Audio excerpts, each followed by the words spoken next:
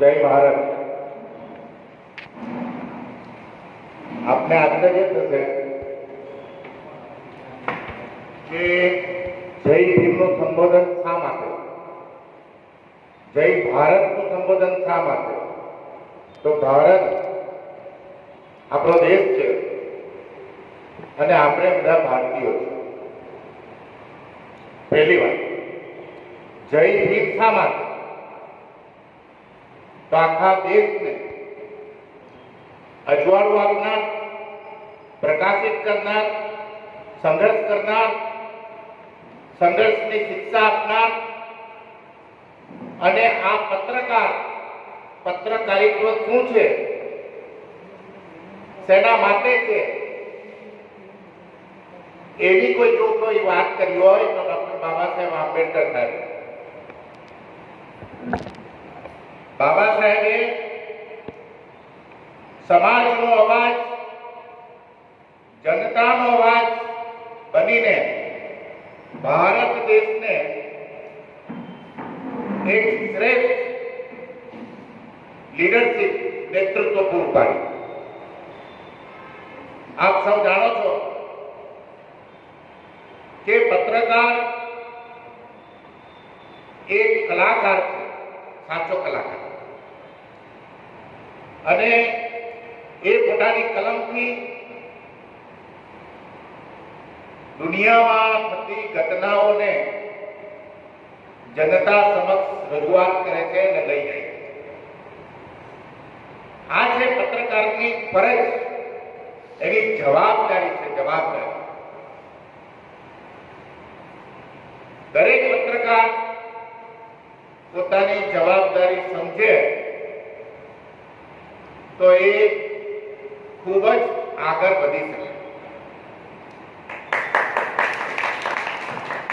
Doctor Baba Saheb આંબેડકરે પહેલું છાપું મૂક નાયક ભારત દેશની મૂંગી પ્રજા, અજ્ઞાન પ્રજા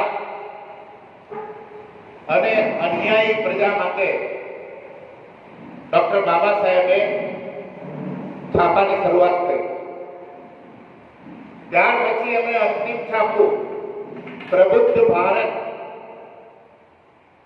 નામનું અતિ મહત્વનું છાપું અને છેલ્લે શરૂઆત પૂરું કર્યું. એટલે જો કોઈ પત્રકાર તમે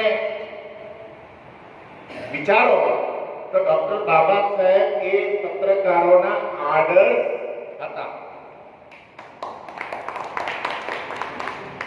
અને જર્નાલિઝમ શું છે ડોક્ટર બાબા સાહેબ પાસેથી સમજવું અને જાણવા જેવું. આપનો સમય કિંમતી છે એવું મને એક ભાઈએ કહ્યું, પણ આપણે પણ બહુ મોડા આવ્યા. ખાસ તો અગત્યની વાત એ છે કે પત્રકાર બનવું એ કોઈ ખાવાના ખેલ નથી, એ નિડરતાના, હિંમતના ખેલ છે. આપ સૌ જાણો છો કે દરેક અસામાજિક તત્વ નો સામનો પત્રકારે કરવો પડે છે. એક ભાઈએ અહીંયા આવીને કહ્યું કે 1 લાકડી હોય તો કોઈ તોડી શકે, 4 લાકડી હોય તો તોડવી મુશ્કેલ થાય. એટલે એમનો ઈશારો સંગઠન પર હતો, સંગઠન પર. એટલે સંગઠન શું કહેવાય? તમે આજે તમારું એક છાપું બનાવો અને એમાં છાપો, સરકારને નહીં ગમે તો તમે જેલમાં. પરંતુ જો તમારું છાપાના તમામ માધ્યમોથી એકતા સંગઠન હશે તો સરકાર એનો વાંકો વાર કરી શકે નહીં. આ voice of media international forum બનાવવાનું જેને સપનું આવ્યું, જે ફાઉન્ડર છે તે છે સંદીપ કાલે. અને જનરલ સેક્રેટરી દિવ્યા ભોસલે, આ લોકોએ પત્રકારોની રક્ષા કરવાનું બીડું ઝડપ્યું અને આંતરરાષ્ટ્રીય પત્રકાર ફોરમ બનાવ્યું. એની પાછળનો ઉદ્દેશ માત્ર એટલો જ છે કે પત્રકાર પોતાના જોખમે નિડરતાથી સત્ય હકીકતને બહાર લાવવા માટે ખૂબ ઊંડાણમાં જાય છે, અંધકારમાં જાય છે અને સત્યને બહાર લાવીને અજવાળામાં પ્રકાશિત કરે છે. તો આવું પ્રકાશિત કરનાર જાહેર જનતાને એક સરકાર અને જનતા વચ્ચેની જે કડી છે તે પત્રકાર છે. આપણો દેશ 4 સ્તંભ ઉપર ઉભેલો છે. આપણા આખા દેશની ઇમારત જે છે તે 4 સ્તંભ. સૌથી પહેલો સ્તંભ છે પાર્લામેન્ટ, સંસદ ભવન. પાર્લામેન્ટમાં કાયદો બને છે અને એ કાયદાનો અમલ કરવા માટે કાર્યપાલિકાની જરૂર હોય છે. એટલે એક્ઝિક્યુટિવ બોડી મારફતે તમામ કાયદાનું પાલન કરાવવામાં આવે. ત્રીજો સ્તંભ છે ન્યાયપાલિકા, એટલે જ્યુડિશિયરી. જ્યુડિશિયરીનું કામ છે ન્યાય આપવાનું. આપ સૌ જાણો છો કે ન્યાય મળે છે કે કેમ, એ આપને બધાને ખબર જ છે. એટલે પત્રકારોનું કામ છે ન્યાય અપાવવાનું. ચોથો સ્તંભ. આ ચોથો સ્તંભ છે વેરી ઇમ્પોર્ટન્ટ પિલર છે. જો ચોથો સ્તંભ 4 સ્તંભમાંથી એક પણ સ્તંભ ડગુમગુ હોય તો આખી ઇમારત જમીન દોષ થઈ જાય. આજે આપણે એવા પવિત્ર સ્થળે ઉભા છે, બેઠા છે કે જ્યાં રામ ને રહીમ બંને સાથે બેઠા છે. કોઈ કબીરે પૂછ્યું રામને,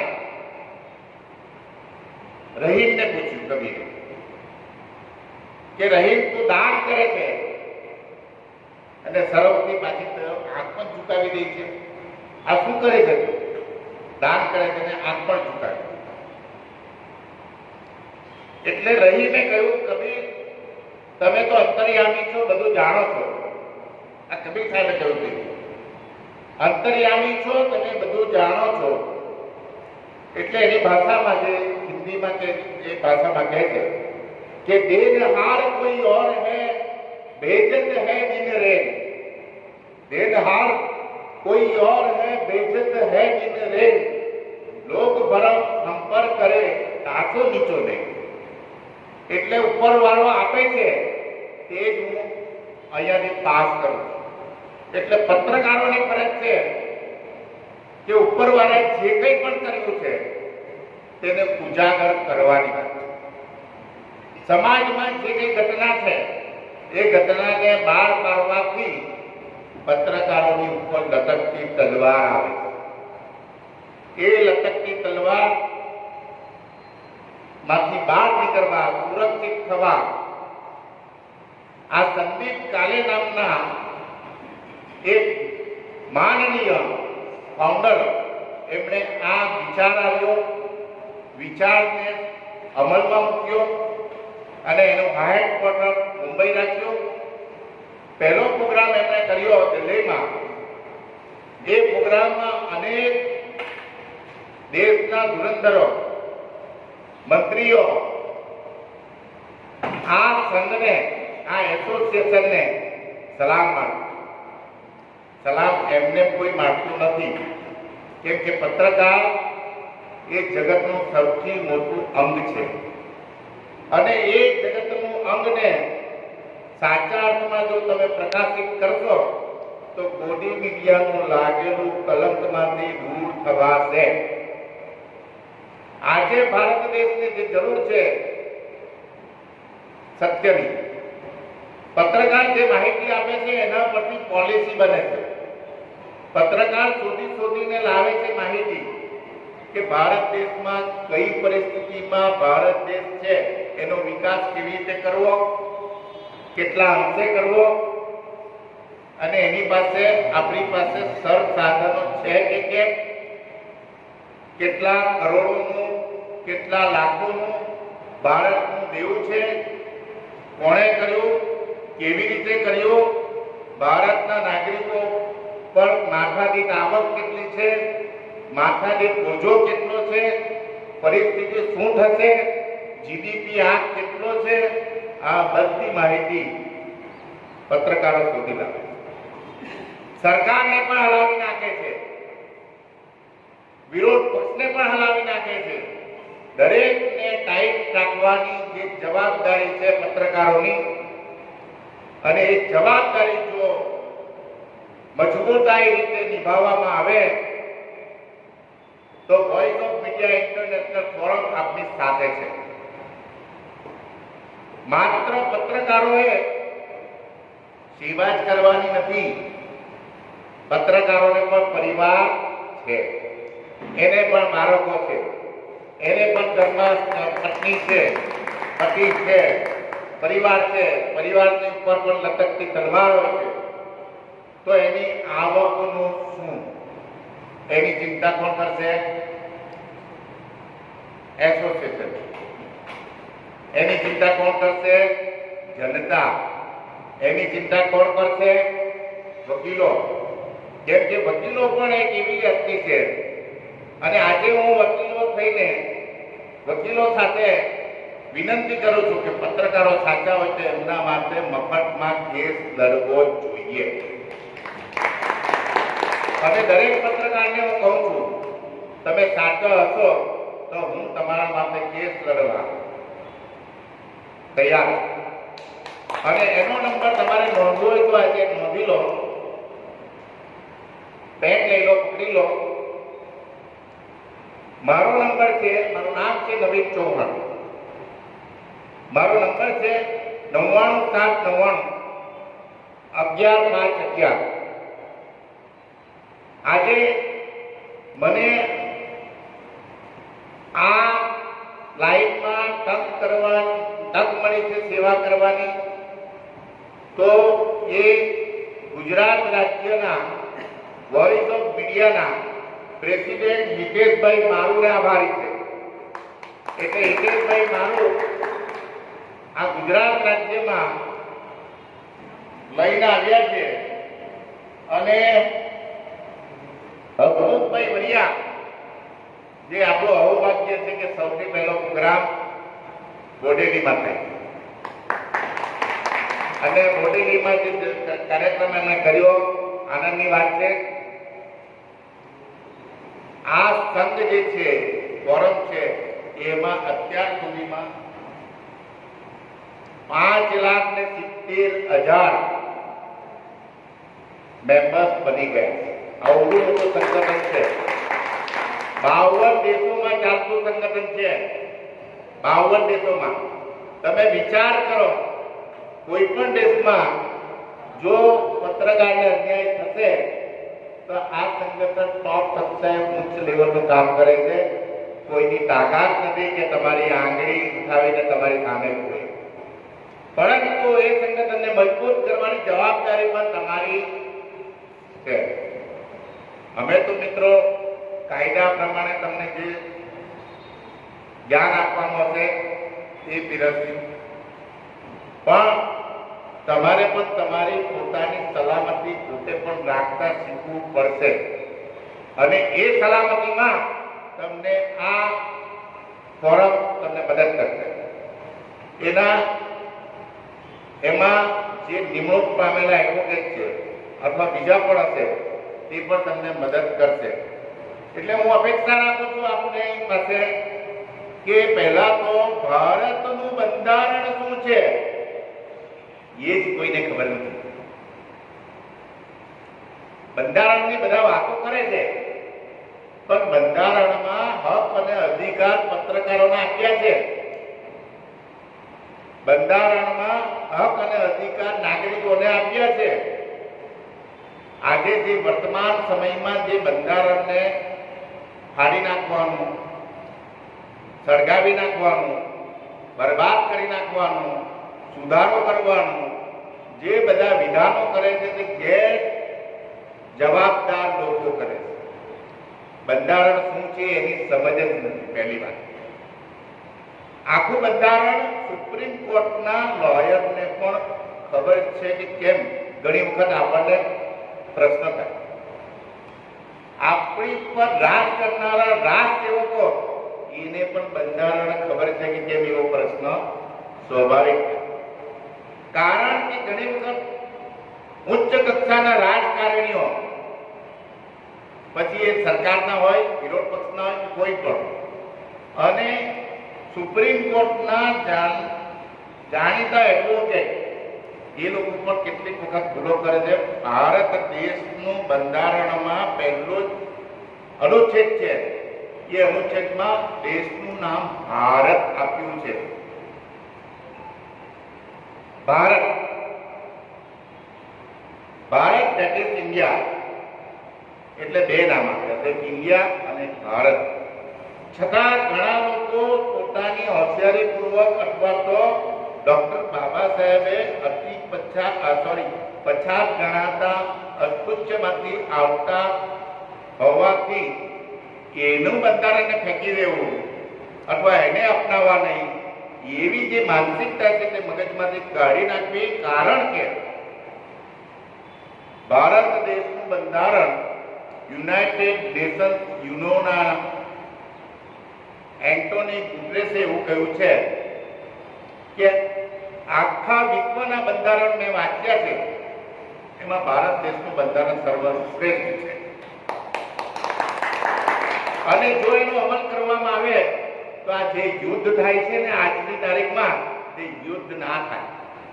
તમે જાઓ પૂછો, જે યુદ્ધ થાય છે, જેના બાળકો મરી જાય છે, જેને ભૂખે મરવાની પરિસ્થિતિ ઊભી થઈ છે, એ લોકોની હાલત કેટલી ગંભીર છે. જે ભાઈચારો ભારત દેશમાં છે તેને સર્વનાશ કરવાનું ષડયંત્ર જે ચાલી રહ્યું છે, તે ષડયંત્રના ભોગમાં જો આપણે ડૂબાઈ જઈશું તો આપણો સર્વનાશ તરફ જઈ રહ્યા છે. એટલે મિત્રો, રાજકારણની વાતોમાં આવીને આપણી ભાઈચારાની ભાવના ને જરા પણ ઠેસ પહોંચાડશો નહીં. ગુના કરો તો ગુનાને ઉજાગર કરો. ગુના આપણે કરવાના નથી, અને જે ગુના કરે છે એને ઉજાગર કરો, એ આપણી પહેલી ફરજ છે.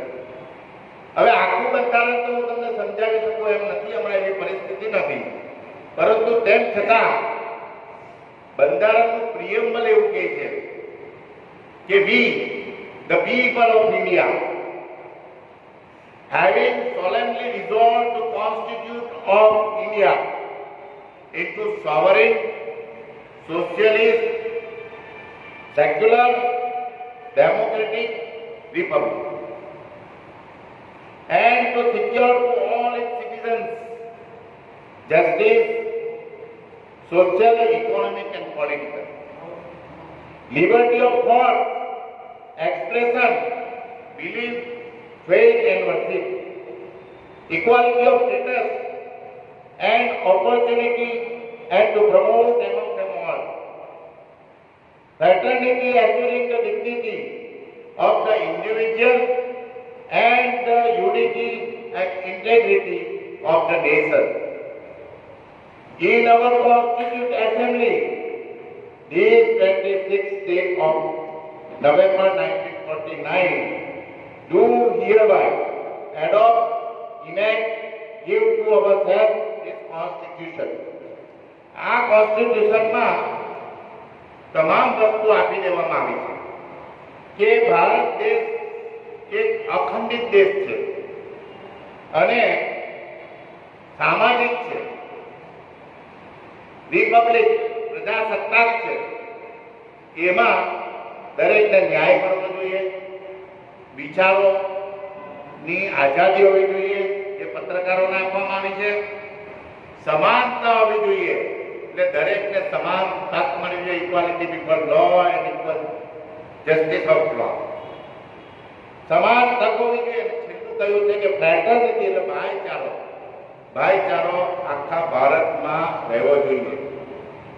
બંધારણ જે તમે વાંચશો તો બંધારણના તમામે તમામ આર્ટિકલ બહુ મહત્વના છે, પરંતુ આપણે વધારે વાત સમજાવી શકાય એવી પરિસ્થિતિ મને નથી લાગતી. છતાં કે ભારતમાં જે પરિસ્થિતિ છે એ જોતા આપણે બધાએ ભવિષ્યમાં જે એઆઈ આર્ટિફિશિયલ ઇન્ટેલિજન્સ ડેવલપ કરી રહી છે ને, તે જોતા તમે જોશો કોઈ રાષ્ટ્રપતિને શું બનાવે છે, કયા રાષ્ટ્રપતિને કોની સાથે લડાવે છે, એવા વિડીયો વાયરલ થઈ રહ્યા છે. હવે મિત્રો, ખાસ તો તમને એ કહેવા માંગતો હતો કે એક નોબેલ પારિતોષિક છે, એ બધા આપ જાણો છો, એ શાંતિનો પારિતોષિક, બરાબર? એવું એક સેમ પારિતોષિક રેમન મેક્સે એવોર્ડ,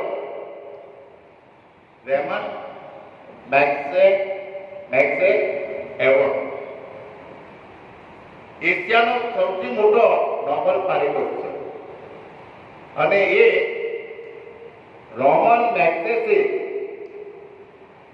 એનું જ્યારે વિમાન દુર્ઘટનામાં અવસાન થાય છે તો એના માનમાં નિડર હતા, સજ્જન હતા, પ્રમાણિક હતા.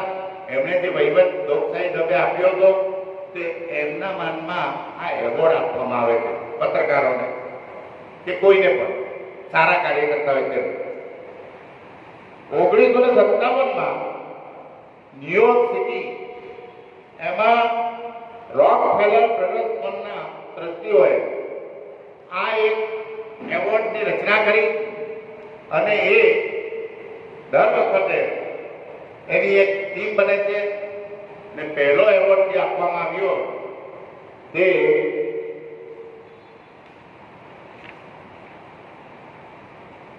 પાંચ જે કન્ટ્રી છે એ લોકોએ નક્કી કરીને એને નોબેલ પારિતોષિક આપવામાં આવ્યું. પરંતુ જે આ મેગ્સેસ એવોર્ડ છે, રેમન મેગ્સેસ, એ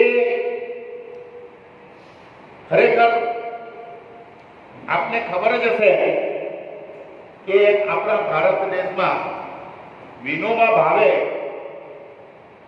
પહેલા હતા એ મેળવનાર, બીજા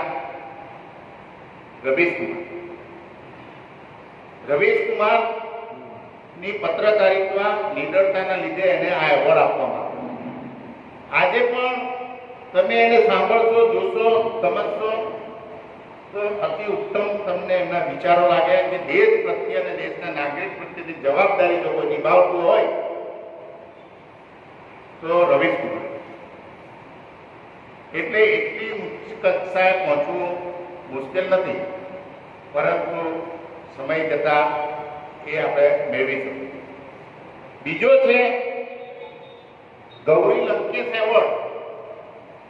ગૌરી લંકેશ એ પણ 5મી ઓગસ્ટ 2017માં એમના બંગલા પર જ જાહેરમાં ગોળી મારી દેવામાં આવી. એમનું કન્નડ નામનું વીકલી ન્યૂઝપેપર છે અને કેટલીક માહિતીઓ એમની પાસે હતી, એ માહિતીઓ ઉજાગર થઈ જાય એ પ્રમાણે હતી, એટલે એમની હત્યા કરવામાં આવી. એટલે પત્રકારો જે હત્યા થઈ છે એને રક્ષિત કરવાની જરૂર છે. એના માનમાં ગૌરી લંકેશ એવોર્ડ પણ આપવામાં આવે. એટલે નિડર પત્રકાર માટે આ એવોર્ડ મળે છે. તો હું આપને છેલ્લે એટલું કહીશ કે brevity is soul of speech. Brevity is soul of speech શેક્સપિયરે કહ્યું. અને છેલ્લે રાહત ઇન્દોરીનો એક પ્રખ્યાત શેર છે कि हादसा बन के बाजार में आ गया, हादसा बन के बाजार में आ गया, जो नहीं हुआ वो अखबार में आ गया। એટલે પત્રકારોને ખાસ વિનંતી કે જે નહીં થયું તેને ખોટી રીતે નહીં છાપવું જોઈએ। કહેવાનો મતલબ એવો कि हादसा बन के बाजार में आ गया, जो नहीं हुआ वो अखबार में आ गया। चोर उच्चकों की करो कद्र, देश की हालत આવી છે। चोर उच्चकों की करो कद्र, न जाने कौन इस सरकार में आ गया। એટલે આજે જે કેટલાક એવા લોકો છે કે જેની સાથે આપણે મજબૂરીએ સંબંધ રાખવા પડે અને એ સંબંધ કાલે મિનિસ્ટર થઈ જાય તો આપણે જરૂર પડે એ કલ્પના આપણે કરવાની નથી। આપણે માત્ર આપણી ફરજ બજાવવાની છે અને આ સંગઠનને તમે મજબૂત કરશો તો સંગઠનના અનેક લાભો છે। જેમ કે હિતેશભાઈએ ઘણા લાભો સમજાવ્યા છે કે માનો કે પરિવારમાંથી કોઈને કશું થયું તો એને નાસિકમાં એક હોસ્પિટલ આપણે હમણાં નક્કી કરી છે। એ હોસ્પિટલમાં એમને ફ્રી ઓફ ચાર્જમાં તમામ સારવાર મળે। આગળ કેટલા મુંબઈના કેટલાક પત્રકારો કેટલાક ભાગમાં એમને પેન્શન મળે, તો શું આ આખી વાત આખા દેશમાં પત્રકારોને લાભ મળવા જોઈએ કે નહીં એ આપણે વિચારવાનું। તો આપણને એ બધા લાભ મળે અને લાભની સાથે સાથે આપણે સુરક્ષિત થઈએ તો એ જવાબદારી ક્યારે થાય કે તમે સંગઠિત હશો તો। હિતેશભાઈ જે વાત થઈ કે ભાઈ સુરતમાં ખંડરી ખોળો પાછળ, ખંડરી ખોળ પત્રકારો પાછળ પોલીસ લાગી છે, પણ મને તો દાળમાં કંઈક કાળો છે। કેમ કે એમણે કહ્યું પત્રકાર કોઈ દિવસ ચપ્પુ લઈને નથી જતા, એક કલમ લઈને જતા। એ માત્ર છાપાના માધ્યમથી સાચી વાતો કરતા હોય। ચપ્પુ લઈને જવાનું કામ તો ગુંડાવાનું છે, અને ચપ્પુ લઈને જાય એની તો વાત ઉજાગર કરે છે પત્રકારો। તો પોલીસની સ્ટ્રેટેજી એવી છે, ફરિયાદ વાંચતો એફઆઈઆર તો દરેક એફઆઈઆરમાં એવું જ લખ્યું હશે કે ફલાણા ભાઈને આ પત્રકારે ચપ્પુ બતાવીને આટલા રૂપિયા માંગી લીધા। હવે પત્રકાર તો એક જ બિલ્ડરને અવાજ કરે કે ભાઈ આવું એક કાર્યક્રમ છે, તમે મદદ કરી શકો એમ છો, તો બિલ્ડર એમ કે છે લઈ જાઓ ને ભાઈ 50,000 રૂપિયા અમે દાન કરીએ, અમે સ્પોન્સર કરીએ। એટલે પત્રકારોને લૂંટવાની, ચોરી કરવાની કોઈ જરૂરિયાત ઊભી થતી નથી। પત્રકાર એમ કહે છે કે ભાઈ ફલાણી જગ્યા પર ગરીબ લોકોને શિક્ષણ આપવાની જરૂરિયાત છે, તો તમે સ્પોન્સર કરો એવી વિનંતી કરશે ને તો સારા માણસો, પૈસાવાળા માણસો એ કામ પણ કરશે। કેમ કે એનું છાપામાં, એનું ચેનલમાં એનું નામ આવશે અને ગમશે કે હું જાહેર થયો, મેં આ જે કર્યું છે તેની મારી ઇજ્જત થઈ ગઈ। એટલે એ રીતે પણ પત્રકારોને એક આ સરસ મજાનો મોકો મળે છે અને દેશ સેવા થઈ શકે। દોસ્તો, હવે વધારે વાત નહીં કરતા આપણા કાર્યક્રમને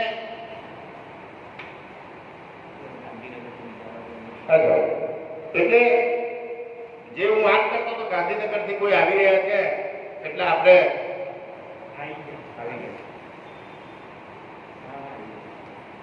તો મેં જે વાત કરી હતી રેમન્ડ મેગ્સેસે એવોર્ડ, એશિયાનો નોબેલ પારિતોષિકની વાત કરી, એ ફિલિપાઇન્સના ભૂતપૂર્વ રાષ્ટ્રપતિ હતા। હવે આ તો થઈ વાત મહત્વની, પણ કેટલીક વાત એવી છે કે આપણને અજ્ઞાનતામાં લીધે આપણે કોઈ જગ્યા પર રજૂઆત કરી શકતા નથી। અમેરિકાએ વિયેટનામ સાથે યુદ્ધ કર્યું, આપણે બધાને કદાચ ખબર છે। 25 વર્ષ સુધી વિયેટનામ સંઘર્ષ કર્યો। વિયેટનામને એક પત્રકારે પૂછ્યું કે તમે આ અમેરિકા જેવા આટલો તાકાતવાર દેશને હંપાવો છો, યુદ્ધમાં હરાવ્યા, એની પાછળનું રહસ્ય શું? તો એમણે કહ્યું કે મેં ભારતમાં રહેલા ડોક્ટર બાબા સાહેબ આંબેડકરનું ચરિત્ર વાંચ્યું।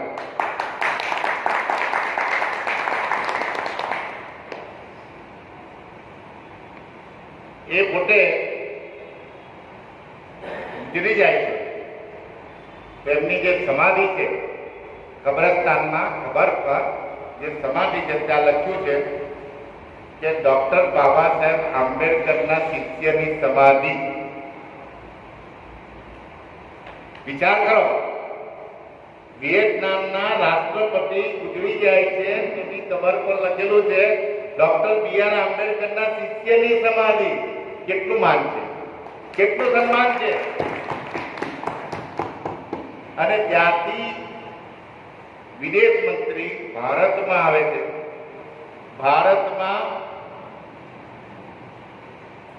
ભારતના વિદેશ મંત્રીને મળે છે. એમને ગાંધીજીની સમાધિ પર લઈ જવામાં આવે છે, તાજમહાલ બતાવવામાં આવે છે. તો એ એવું કહે છે કે આ બધી વાત તો બરાબર છે, મને ડોક્ટર બાબા સાહેબ આંબેડકરની સમાધિ પર લઈ જાઓ.